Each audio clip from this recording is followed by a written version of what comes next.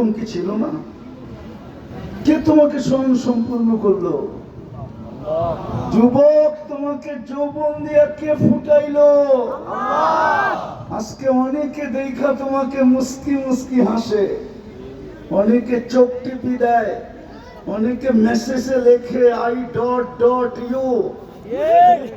তুমিও কাউকে ফুলের 14 তারিখে ফুল দাও, হোটেলে নিয়ে খাওয়াও, পার্সেলও দিয়া দাও, আবার লেখো জীবনে একবার হলো আমার একটু লেখা পাঠাও আই ডট ডট ইউ। কে তোমাকে ফুটাইলো? 24 ঘন্টা কাটটা বাপ করো, নাই তো পানির বোতল এইখানে, নইলে তো দেখাইতাম তোমাকে। এই যে পানির বোতল, যদি অক্সিজেন কিনতে হইতো পানির দামে 30 টাকা লিটার, তাইলে ডেলি 16,500 টাকা বিল দিতে হইতো। মাসে 4,95,000 টাকা বিল আসতো।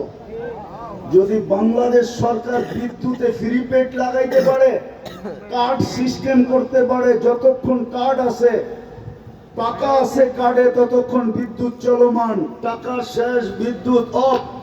আল্লাহ তো করতে পারতেন যে যতক্ষণ টাকা ভরা থাকবে অক্সিজেন চলবে, নাইলে অফ।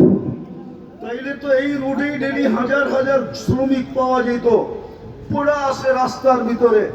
কেউ যদি জিজ্ঞাসা করতো এত মানুষ রাস্তায় পড়ে আছে কেন, বলে অক্সিজেনের বিল দিতে পারে না, এই জন্য পড়ে আছে, অক্সিজেন বন্ধ। সারাদিন কাটটা বুক করি, কথা লম্বা হবে না, অল্প কথায় বুঝলেই জীবন চেঞ্জ হয়ে যাবে, নইলে কালকে কিন্তু প্রশ্ন উত্তর সম্মুখীন হতে হবে।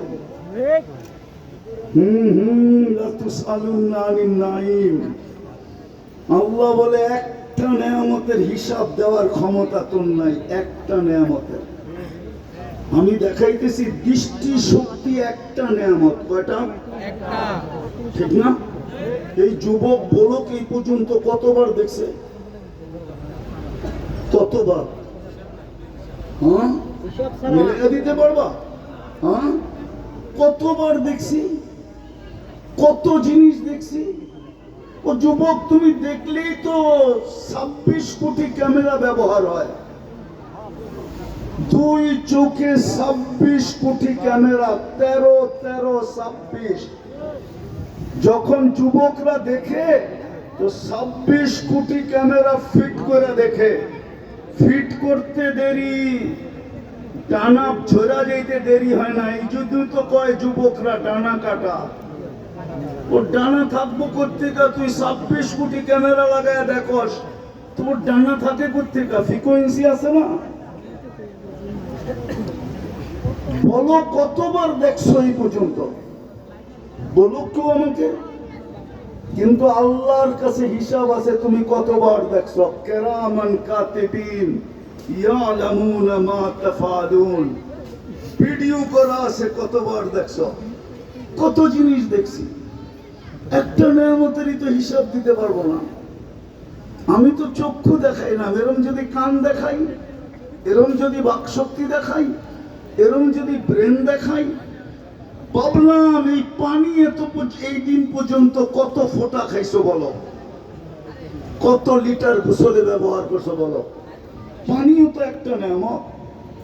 বিদায় আমার কথা শুরু, আমরা যাত্রা চলমান, যে কোনো মুহূর্তে পরিসমাপ্তি করতে পারে। আজকে সূর্য এই কোনাবাড়িতে বলতে বলতে ডুবছে, লান আউদ ফি হায়াতিকা আবাদা। হতে পারে কাল সকালে কেউ তোমরা আমাকে উঠতে দেখবে না। এরকম জায়গা দুনিয়াতে শত আছে। এক রাত্রে মাটির সাথে মিশে গেছে, কিতে এক রাত্রে 1.5 লক্ষ লোক মারা গেছে 7.8 ভূমিকম্প দ্বারা। আমাদের দেশও আসছিল 2013 কি 14 31 নাইটের পরের দিন সমমাত্রার ভূমিকম্প আসছে। আল্লাহ বাংলাদেশকে বাঁচায় দিছে। এই দেশের সাথে আল্লাহর একটা আলাদা মহব্বত আছে। আমার কথা মেনে নাও, এটা প্রমাণ দিতে পারবো আমি। যদি মহব্বতই না থাকতো করোনার সময় তো সারা দুনিয়া বলছিল বাংলাদেশের মতো বিপর্যয় দুনিয়ার কোথাও হবে না, কিন্তু বাংলাদেশের মতো কম বিপর্যয় দুনিয়ার কোনো দেশে হয়নি। বিপর্যয়ের দিক দিয়া, কম বিপর্যয়ের দিক দিয়া WHO তে 1 নম্বর নাম বাংলাদেশের।